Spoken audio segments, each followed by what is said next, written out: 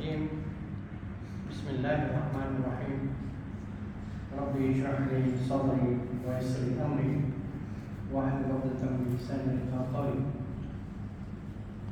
Firstly, let us express our gratitude to Sheikh Jabir and the committee, and through my brother, colleague Salim Hassan, for facilitating this opportunity to share some thoughts with you on a broad topic, but that will be summarized just to basically extract from it a few salient thoughts that relates to the past, that relates to the current period.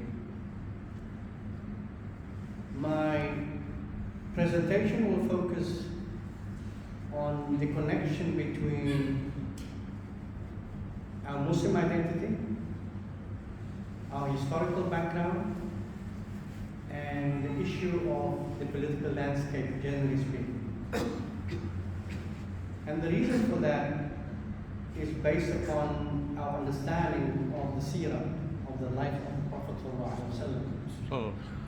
All of us know that when we, as Muslims, first of all, we not only just praise the Prophet ﷺ as we usually do, and we should do that as best we can many times, if not all the time.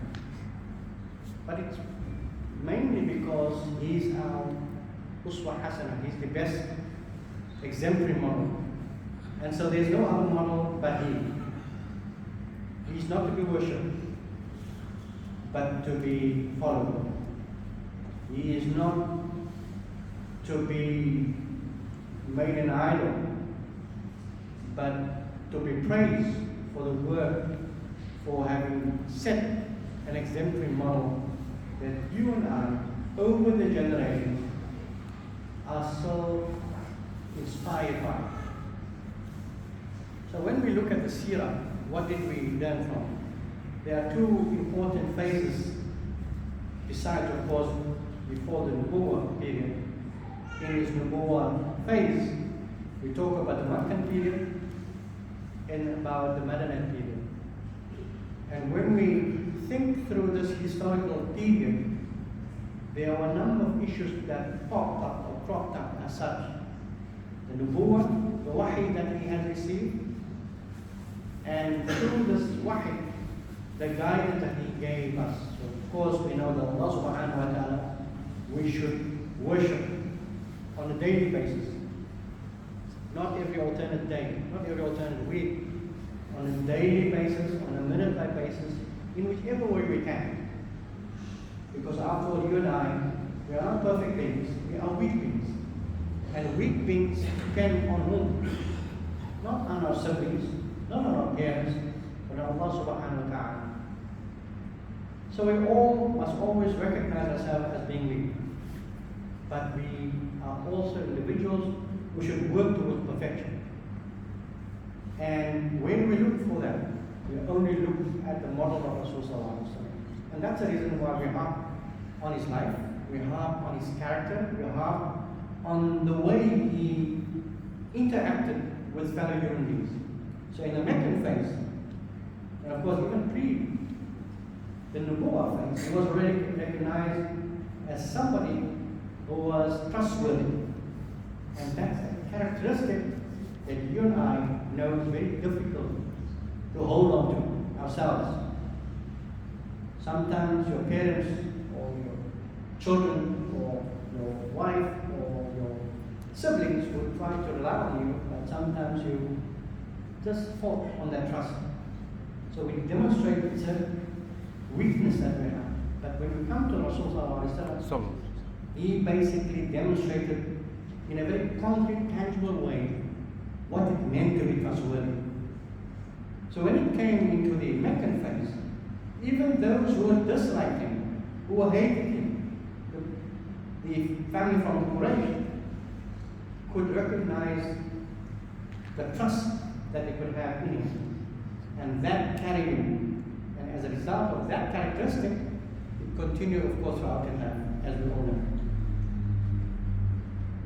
But what did he do? He basically spread the message of wahi that Allah subhanahu wa ta'ala had sent him, because Allah subhanahu wa ta'ala had chosen him to be the Uswa Hasan, the best example in model.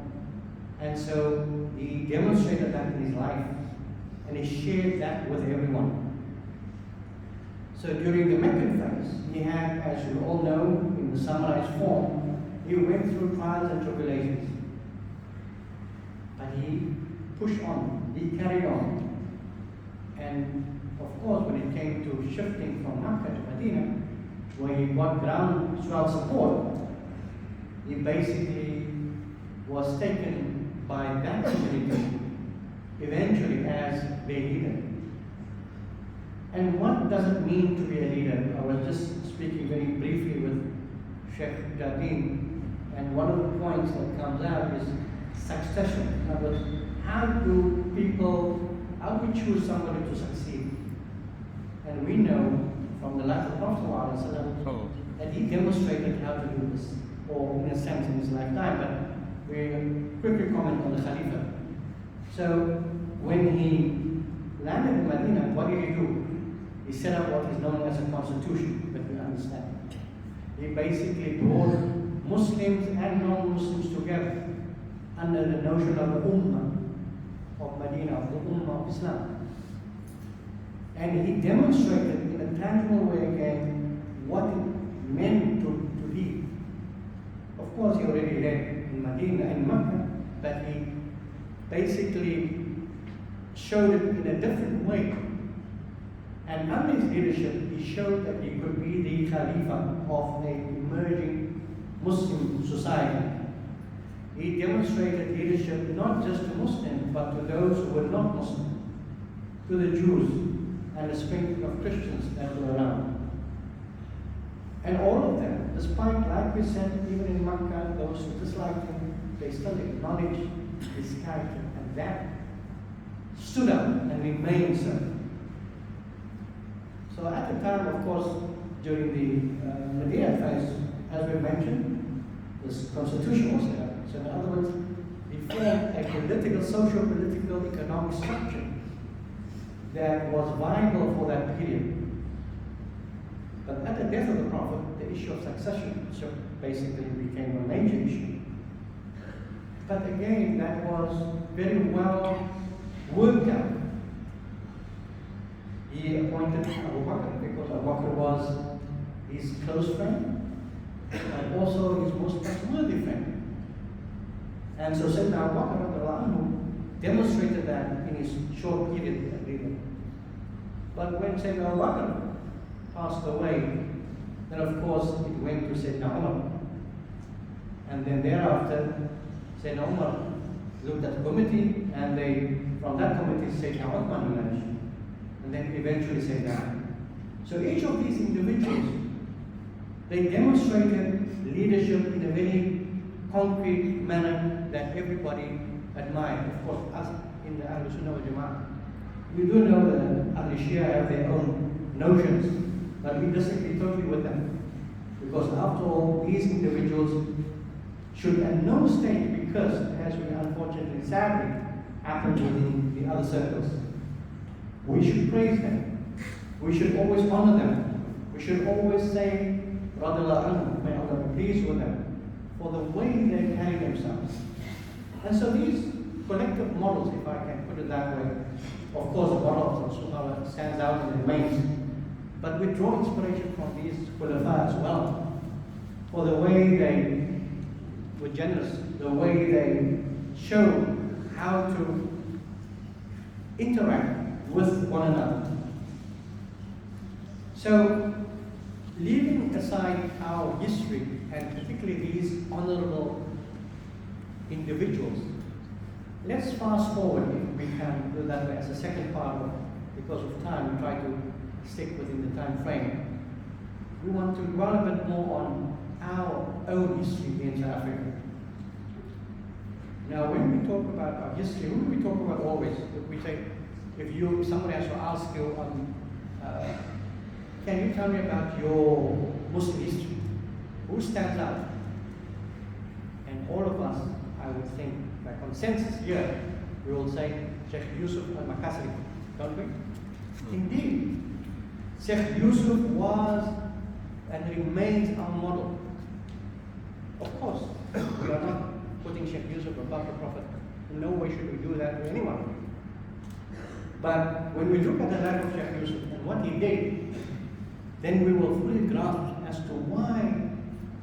And of course, Allah knows best, because Allah is our creator. And we say qada wa qadar. What Allah said was meant to be the case. And in his case, we know from the bits of knowledge that we have, the book that was now translated with all his writings, indicates that this man, this individual who was exiled from the Malayo archipelago, stood up firmly against colonial rule. And how did he do that? Of course, we also know that he learned not just in the Malayo archipelago, but he went to Arabia, not Saudi Arabia, Arabia, where he went to Yemen, he went to Arabia, Makkah, Medina, he went to Sham, Syria, that we know of. And so he traveled.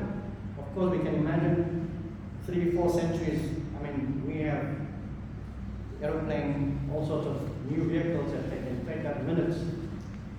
He, amongst all the other shayukh who had studied, they traveled distances, and as a result, gained the knowledge and attained the wisdom along the pathway, and was exposed to different schools of thought.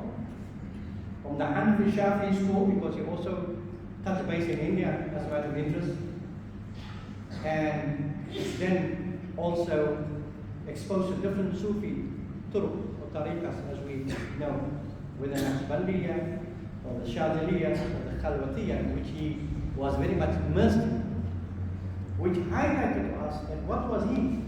He was a well-rounded individual in that sort of sprawling island nation, if I can use the word nation in the contemporary terms.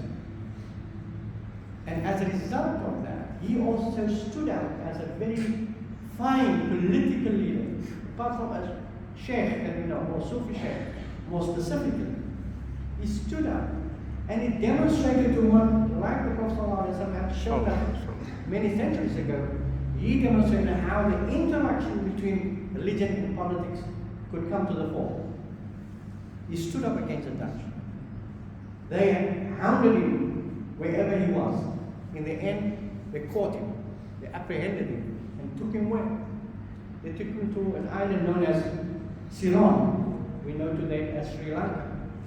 He was there for a number of months, more than a year or whatever, and during that time, as a matter of interest, he had written some of his spiritual texts that you and I are familiar with, some of his mastutat, the manuscripts that are available, that have been translated by a few colleagues at Eureka, and one of our colleagues in Cape Town, Sheikh Ibrahim Mus, whose father just passed away not too long ago, who was teaching at the University of Cape Town.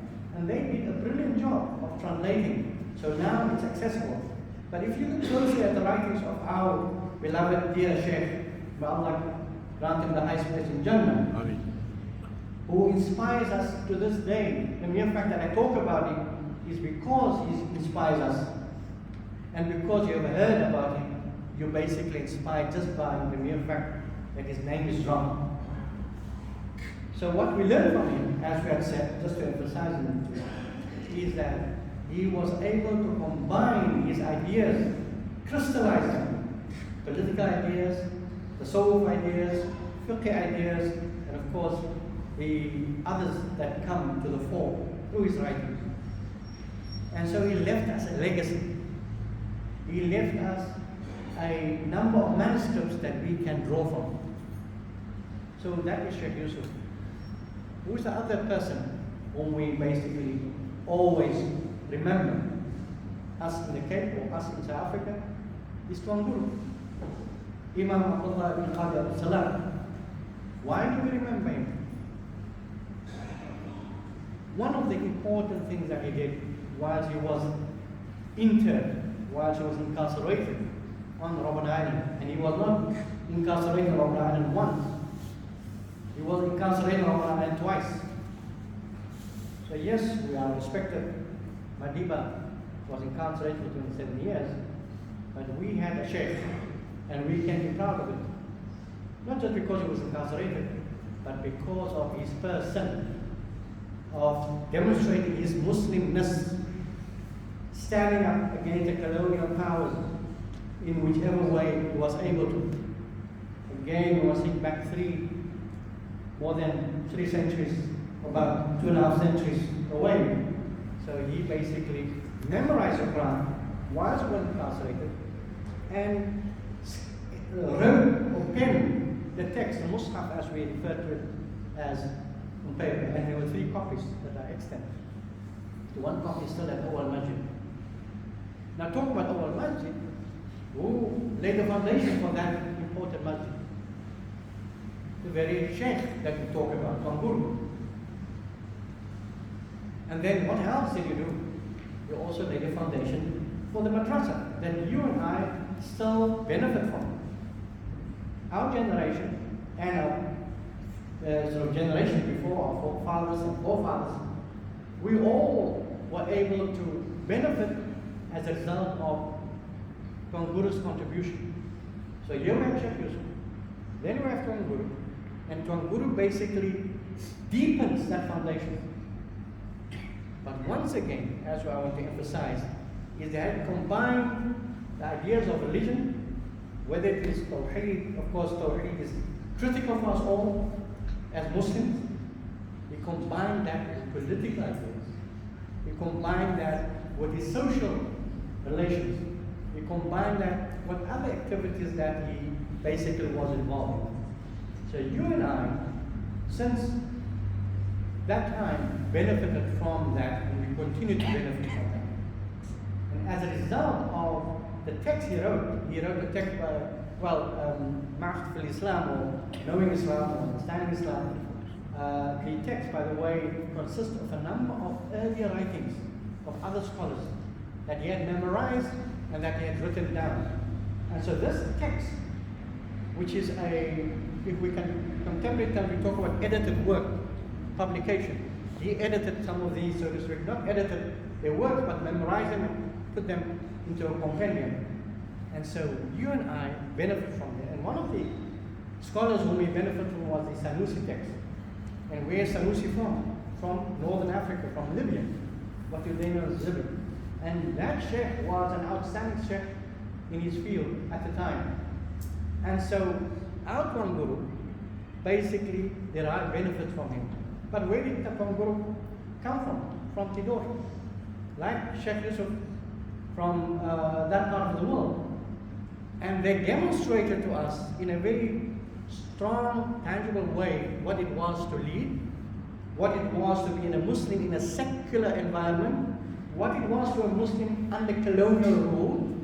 They did not lose their identity, they didn't abort it, but it made it firmer than ever before. They were taken from their homelands, transferred elsewhere, in our case, the Cape, because the Dutch thought that throwing them elsewhere will cause them to die and disappear. But what did he do? As Allah willed it, qada wa qadar, that they were planted here to inspire a new community.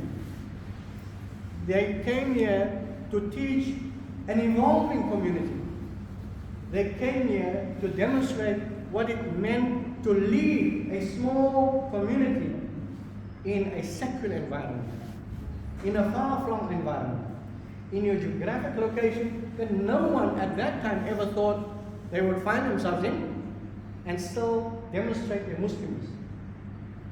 So you and I need to take note of these very charismatic leaders.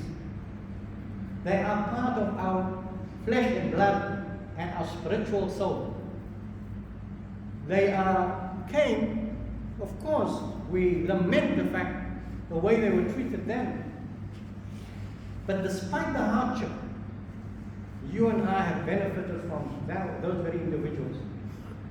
of course, there are a number of other individuals who we can mention, but I think it's important for us to take note of what they did, how they did it, and in which way you and I, and particularly those that subsequently were in their presence and continued the struggle, so to speak, to be Muslims under colonial rule, and demonstrating that they were firmly Muslims. Muslims first, Muslims as they were, and Muslims last, until they closed their eyes, until they returned to the Almighty. Bearing that in mind, we as a community, also still very much in a minority, need to think about our past figures, individuals, personalities who really sacrificed themselves in such a way that you and I can have these masajid in a post-apartheid period. Of course, many of these were built in the apartheid era. And what did that demonstrate? What did that tell us? Despite our surroundings, trying ones, Masjied Saabireen, Inna Allah ma'a Saabireen, as the ayah basically says. Are we of the Saabireen? Indeed, part of our community were. I say partly because there were some who might not have been Saabireen. But we need to bear in mind these values of being firm, of living ourselves in such a way that we suffer, despite the socio-political environment that we were. We think of our fathers, our forefathers, those who lived in the colonial era and those who lived during the apartheid era. Why are we in these areas, we should ask? Because political decisions that were made by a racist government, the apartheid regime, they were racist during, and so as a result, you and I still suffer psychologically, if you can think about it, because of what they did, that sometimes we tend to forget. So we must be wary, we must be informed, and hold on to these thoughts to learn from, because we are a ummah that do not necessarily take revenge, but we learn from this. And why do we learn from this? How to be steadfast, how to sabr. Of course, there is sometimes a limit to sabr too. But we are saying, generally speaking, we try to endure, and we think about our brothers and sisters in Palestine, in Palestine, who don't just suffer, but who are massacred by the Zionist system. And the West, the Americans and the British and the French and the Germans, they are all complicit. And sometimes when it goes to them, may Allah curse them. That's one way of responding. But sometimes one will say, may Allah enlighten so that they can see the wrong they are doing. Because where do we get this notion from? From the Prophet ﷺ. His enemies had persecuted him to a point that you wouldn't want him to continue through that. And yet he endured. Why? One important thing is faith in Allah subhanahu wa ta'ala. And that is what we need to try to reinforce in our own beings. Because sometimes you and I, we also must mens. En soms dan vraag ik, ja Allah, moet ik nou die gaan? Should I go through this?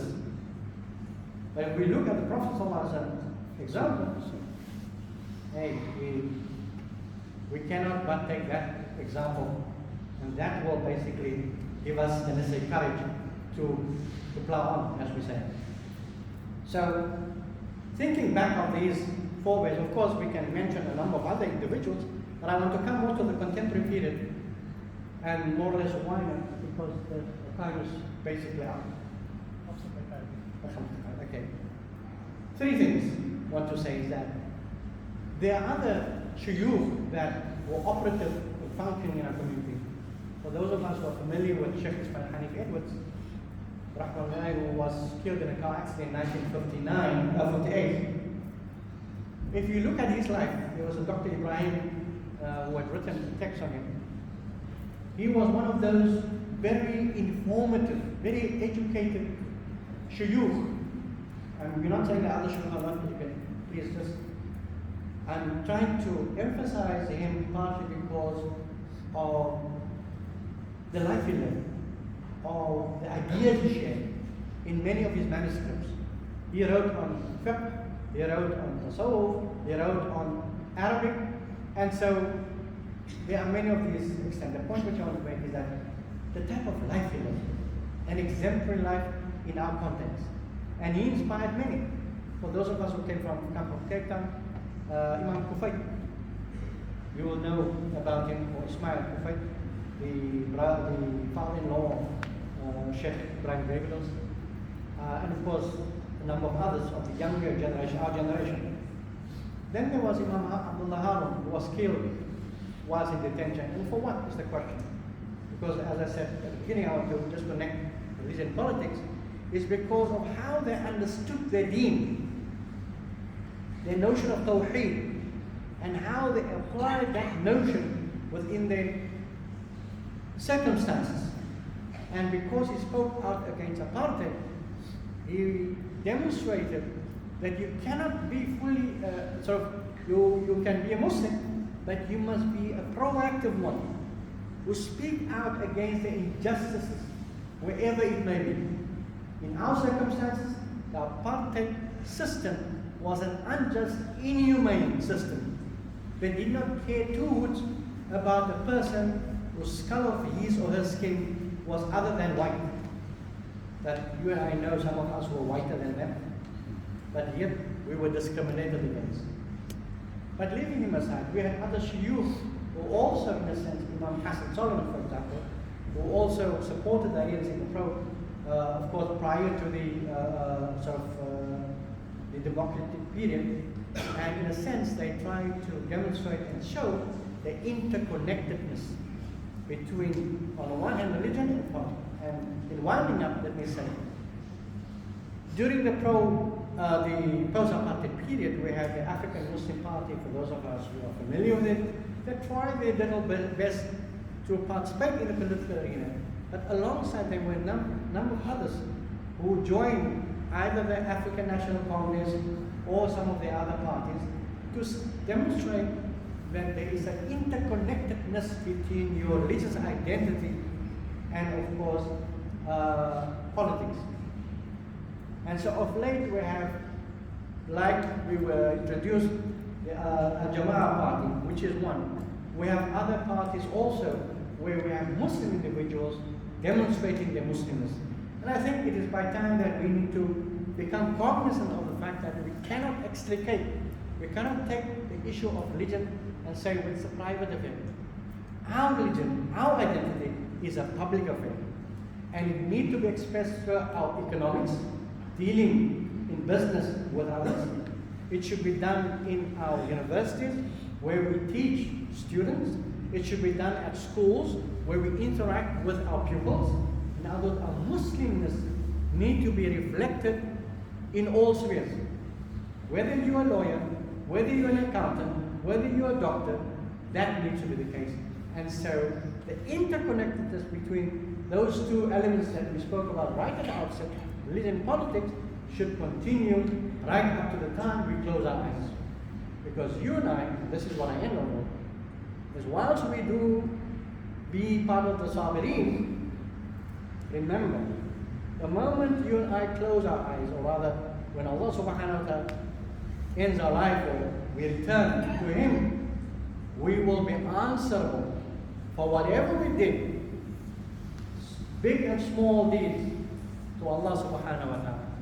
And we can only pray to Allah to give us the necessary guidance, to give us the necessary knowledge, to guide us on the path of righteousness, so that we can serve our Muslim community, our nation, not just Muslim, but our neighbors and our communities as best as we can.